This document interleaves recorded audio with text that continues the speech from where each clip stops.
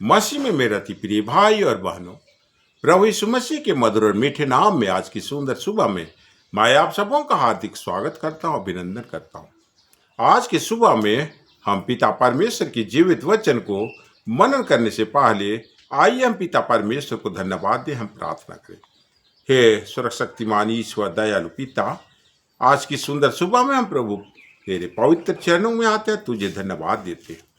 प्रभु तेरी महान दया के लिए तुझे धन्यवाद देते हैं। पिछले रात्रि की घड़ी में तूने हमारी रक्षा की है, रखवाली की है।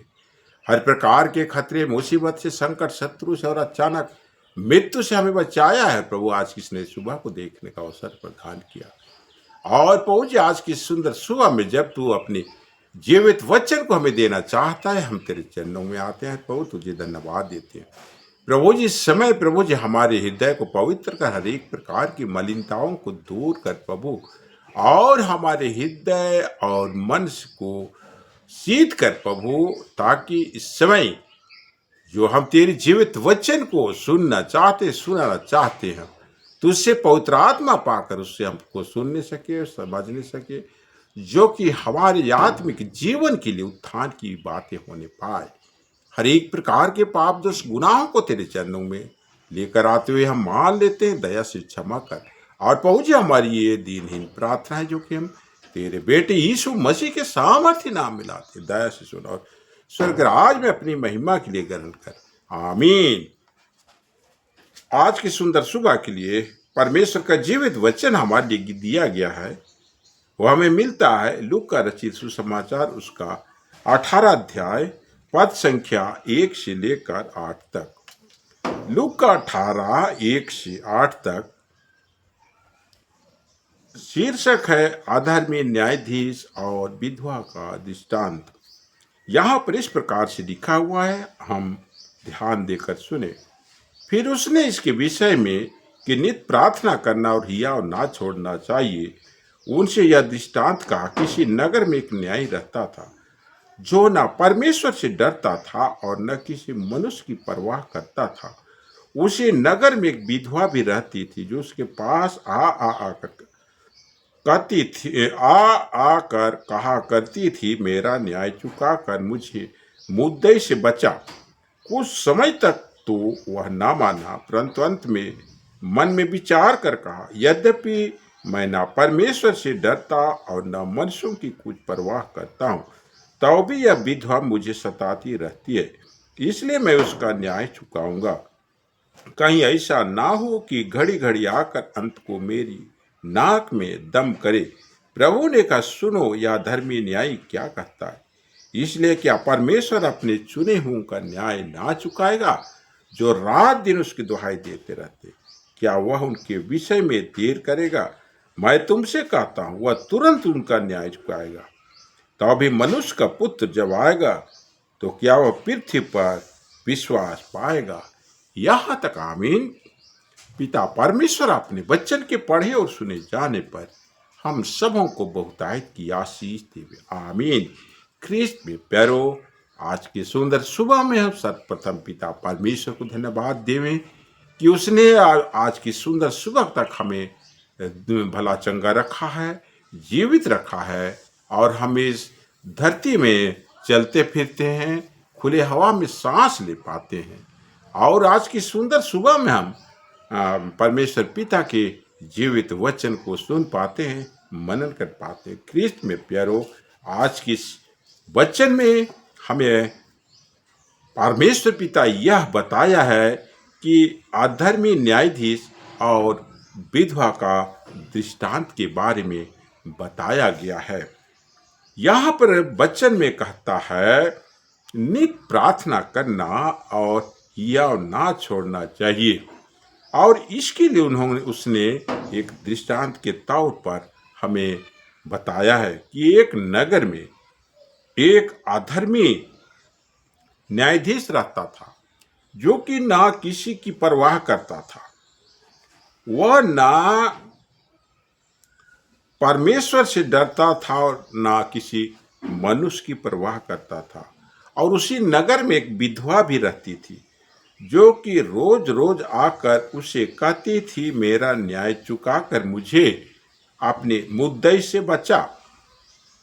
ख्रिस्त में प्यारो, कुछ समय तो वो अधर्मी न्यायाधीश उसकी उसकी बातों को टालता रहा, परंतु अंत में मन में विचार कर कहा, यद्यपि मैं ना परमेश्वर से डरता हूँ और ना मनुष्यों की कुछ परवाह करता हूँ, तो भी यह विधवा मुझे सताती रहती है, इसलिए मैं उसका न्याय चुकाऊंगा। कहीं ऐसा ना हो कि घड़ी घड़ी आकर अंत को मेरी नाक में दम कर दे। ख्रिस्त में प्यारो, उस अधर्मी न्यायाधीश ने, जो कि न परमेश्वर से डरता था न मनुष्यों की परवाह करता था, वो एक विधवा जो बार बार उसके पास अपने मुद्दे से न्याय पाने के लिए आती है, और जब वो बार बार आती है तो आखिर में वो न्यायाधीश सोचता है कि मैं इसका न्याय जरूर करूंगा। कहीं ऐसा ना हो कि घड़ी घड़ी आकर अंत को मेरी नाक में दम कर दे, और जो है वह धर्मी न्यायाधीश उस विधवा औरत का न्याय करता है। इसी प्रकार से आज हमें दृष्टांत देकर प्रभु ने बताया है कि हम भी अपनी मांग को, अपनी समस्या को, अपनी बीमारी को हम जब यीशु के पास मांगते हैं, हमें नित्य प्रार्थना करना चाहिए और हमें अपना हियाव नहीं छोड़ना है। आज हमारे पास नौकरी नहीं है, शादी ब्याह नहीं हो रहा है, हम कई दिन से यीशु से प्रार्थना कर रहे हैं, हम उससे मांग कर रहे हैं, परंतु हमारी ना शादी हो रही है और ना हमारा हमें नौकरी मिल रहा है। इस परिस्थिति में प्रभु यीशु ख्रिस्ट हमें कहता है, हम हियाव ना छोड़े, हम नित्य प्रार्थना करते रहे, क्योंकि परमेश्वर हमारे विषय में वो देर अवश्य करेगा, लेकिन वो हमारी प्रार्थनाओं को सुनेगा। परमेश्वर पिता हमारे ऊपर, हमारे लिए हमारी न्याय करेगा। जब हम उसके लोग हैं, हम रात दिन उससे प्रार्थना करते रहेंगे, उसके पास अपने मांगों को रखते रहेंगे, एक दिन वो हमारी मांगों को सुनेगा और हमारा वो न्याय करेगा। क्योंकि परमेश्वर अगर हमारी मांगों को तुरंत नहीं सुन रहा है, इसके पीछे भी हमारी भलाई छुपी हुई, क्योंकि वचन कहता है कि परमेश्वर का और मनुष्य का सोचना एक समान नहीं है। आज हम बीमारी में हैं, हमें चंगा होने के लिए प्रार्थना कर रहे हैं, हमारी प्रार्थना नहीं सुनना हो रही बोल के हम परमेश्वर के ऊपर कुड़कुड़ाने लग जाते हैं, हम अपने आशीषों से वंचित हो जाते हैं। आज हमें कुड़कुड़ाने की आवश्यकता नहीं है, हमें हियाव बांध कर परमेश्वर की प्रार्थना करते रहना है। समय की पूर्णता में वो हमारी मांगों को सुनेगा और हमें वो उस बीमारी से छुटकारा देगा, हमें अपने पैरों पर खड़ा करेगा। आज हम देखते हैं संसार के जीवन में संसारिक माता पिता को ही देखते हैं। अगर एक बच्चा 12 साल का है और वो अपने पिता से मांग करता है, पिताजी मुझे मोटरसाइकिल दे दे, आज वो पिता जो है उस बच्चे को मोटरसाइकिल नहीं देता है, इस पर बच्चा नाराज हो जाता है, दुखी हो जाता है, परंतु उसके दुख होने पर भी उसके लिए भला ही इसमें छिपा हुआ है, इसलिए वो अपने बेटा को मोटरसाइकिल नहीं देता है। और जब बेटा 22 साल से ऊपर हो जाता है उसका उम्र, वो बेधड़क अपने बेटे को मोटरसाइकिल उपलब्ध करा देता है। इस प्रकार से यहाँ पर हम देखते हैं संसारिक पिता जबकि अपने पुत्रों की पुत्रों के बारे में इतना ध्यान रखता है, इतना सोचता है, तो हमारा स्वर्गीय पिता हमारे बारे में क्यों नहीं सोचेगा। इसी प्रकार से आज हम जबकि मसीह विश्वास में हैं, मसीह जीवन को जीते हैं, तो हमारे पीछे हमें सताने वाले लोग कितने उठ खड़े हो जाते हैं, हमें दबाव डालते हैं कि तुम प्रभु पर विश्वास करना छोड़ दो, तुम बाइबल पढ़ना छोड़ दो, और भी नाना प्रकार की हमें बातें कहकर हमें सताते हैं और हमें दुख पहुंचाते हैं। ये इस परिस्थिति में भी परमेश्वर पिता हमें कहता है हमें हियाव ना छोड़ना, हमें अंत तक यीशु पर विश्वास में बने रहना है, ताकि अंत तक हमारे विश्वास में हम जब परमेश्वर पिता के साथ में जुड़े रहेंगे, अंत में हमारी मृत्यु को उपरांत परमेश्वर पिता हमारे लिए स्वर्ग राज निर्धारित किया है। वो हमें जीवन का मुकुट देगा और हम एक दिन उसके दाहिने ओर बैठने पाएंगे। सो पिता परमेश्वर आज की छोटी प्रवचन में हम सबों को बहुतायत की आशीष देवे। आमीन। आइए हम प्रार्थना करें। स्वर्गीय पिता, हम फिर कर तेरे चरणों में आते हैं, प्रभु तेरे नाम की स्तुति करते, महिमा करते, प्रशंसा करते, तेरे महान दयालुता अनुग्रह के लिए हम तुझे धन्यवाद देते हैं। प्रभु जी, आज की सुंदर सुबह में हमारे लिए अपना जीवित वचन दिया है, वचन के माध्यम से हमें बताया है कि हमें नित्य प्रार्थना में लगे रहना है और हमें हियाव नहीं छोड़ना है। इसको समझाने के लिए तूने एक दृष्टांत के माध्यम से हमें बताया कि एक अधर्मी न्यायाधीश था जो न परमेश्वर से डरता था, न मनुष्यों की परवाह करता था, और उसके पास एक उसी नगर की एक विधवा अपने मुद्दे से न्याय पाने के लिए रोज उसके पास जाती है, और जबकि उसके रोज रोज आने को देख के वह धर्मी न्यायाधीश कहता है मैं इसका न्याय जरूर करूंगा, अगर मैं न्याय नहीं किया तो ये रोज आकर मेरे नाक में दम कर देगी, और अधर्मी न्यायाधीश उसका न्याय करता है।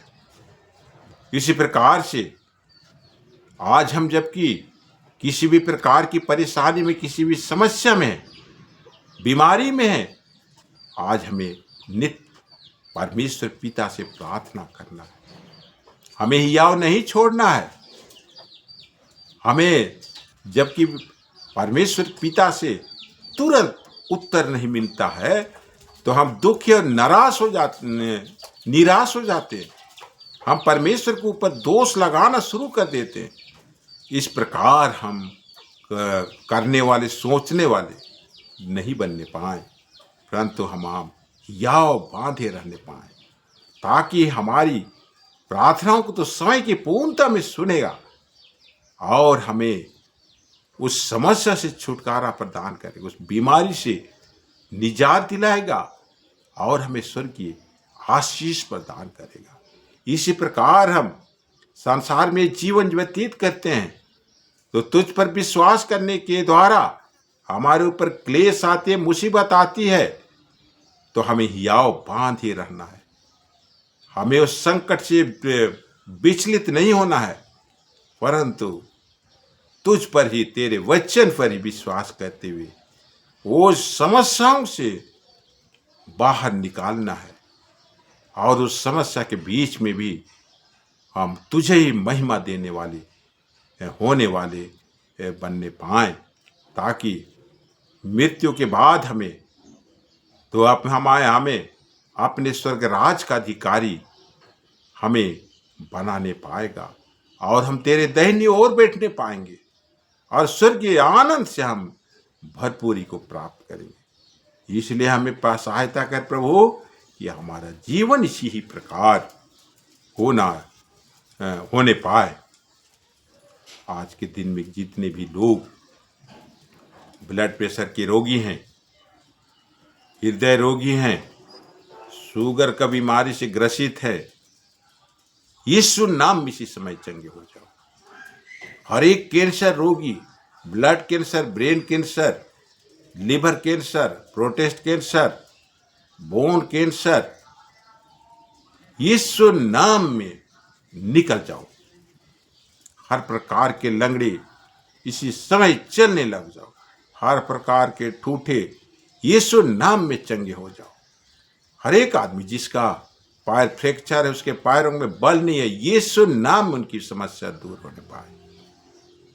हर एक प्रकार का लीवर का रोगी, पैनक्रिया का रोगी और पीलिया का रोगी इसी समय यीशु नाम में चंगे हो जाओ। हर एक प्रकार की फाइल्स की बीमारी हमारे सुनने वालों के शरीर से इसी समय निकल जाओ। हर एक प्रकार के लकवाग्रस्त रोगी इसी समय चंगे हो जाओ। जो भी समय आईसीयू में भर्ती है, जीवन और मृत्यु के बीच में संघर्ष कर रहे, यीशु नाम में चंगे हो जाओ। हम उनके जीवन की घोषणा करते हैं, वो इसी समय आईसीयू से बाहर आने पाए। हर एक घर, जिस घर में आज शांति, लड़ाई झगड़ा है, जिसके बच्चे आज माता पिता का कहना नहीं मानते हैं, माता पिता को हर बात में दोषी ठहराते हैं, यीशु नाम उनके घर से ऐसी समस्या इसी समय दूर हो जाओ। और हर एक जवान युवती जिसका ब्याह शादी ब्याह नहीं हुआ है, यीशु नाम में उनको जीवन साथी मिलने पाए। हर एक युवक और युवती जिसका क्या नौकरी नहीं, रोजगार नहीं है, यीशु नाम में उनको सरकारी नौकरी मिल जाए। हर एक प्रकार की निर्धनता हमारे सुनने वालों के बीच से इसी समय दूर हो जाओ। जिसके ऊपर भी पुलिस केस है, कचहरी का कोर्ट मुकदमा है, यीशु नाम उनको ऊपर से ये समस्या दूर होने पाए। हर एक प्रकार के दुष्टात्मा, शैतान से ग्रसित भाई बहन और भी नाना प्रकार की बुरी आत्माओं से कैद हमारे सुनने वाले के लिए हम इसी समय परमेश्वर पिता की आज्ञा को हम पालन करते हुए हम आज्ञा देते हैं हमारे सुनने वालों के शरीर से, मन से, दिमाग से। हर एक प्रकार की दुष्टात्मा, शैतान की बुरी युक्ति इसी समय निकल जाओ और फिर कभी वापस नहीं आना। पवित्र आत्मा की शांति, पवित्र आत्मा की खुशी और स्वर्ग की रोशनी से आपका घर, आपका परिवार इसी समय भर जाए। अब हम ये दीन प्रार्थना तेरे बेटे यीशु मसीह के सामर्थ्य नाम में लाते हैं। दया से सुन और स्वर्गराज में अपनी महिमा के लिए करा। आमीन। और ईश्वर की शांति जो समस्त ज्ञान से परे, क्रिस्त यीशु में आप सबों के हृदय और मन की रक्षा करती रहे, आपसे लेके सदा लो। आमीन।